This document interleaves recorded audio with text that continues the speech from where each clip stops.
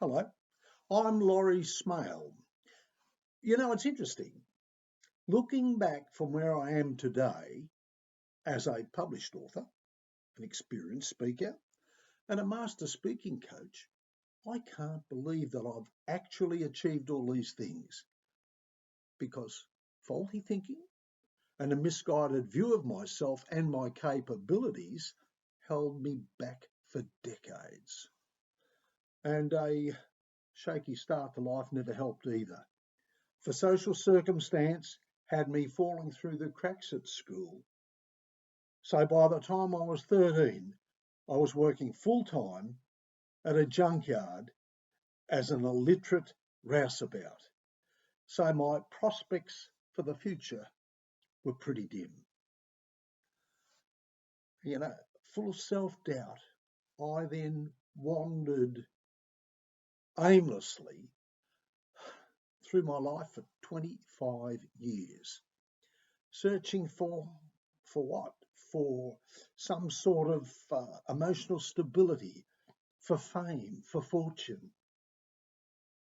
But under all that, my shame and fear of my poor education never went away and dogged me for years.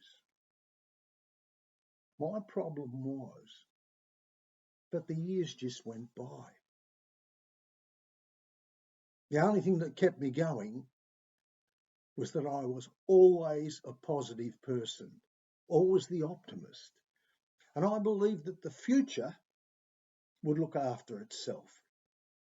And somehow I'd make do. Somehow I'd be successful. But tomorrow never comes. It's always out there, out of reach. And that's what happened to me. For my life, pretty well stopped where it was because I was always going to do it, but it never happened.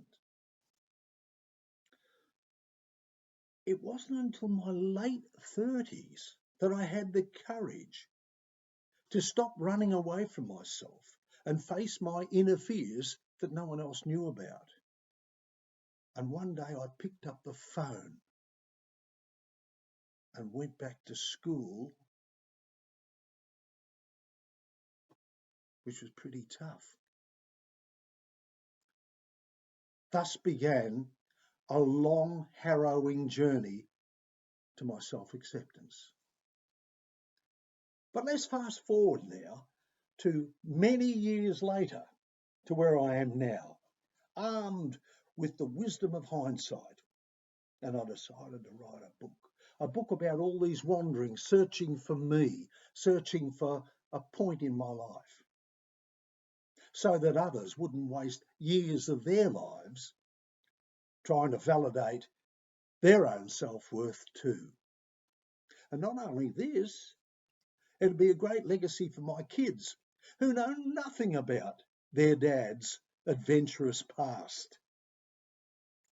Even when they came along, I'm still just their dad.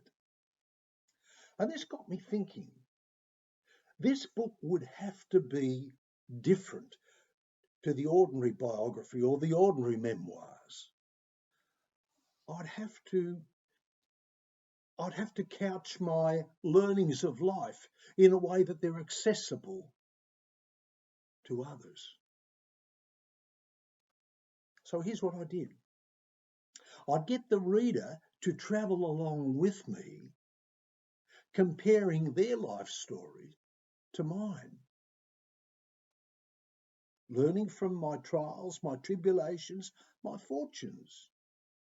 And in doing this, they'd be able to see the similarities in our stories. And that's not all. They'd also discover who they are and what they stand for. Now my book had real meaning. So if you feel sometimes a bit unfulfilled, a bit incomplete, like I used to be, or even lost and lonely, or simply searching for some extra thing in life?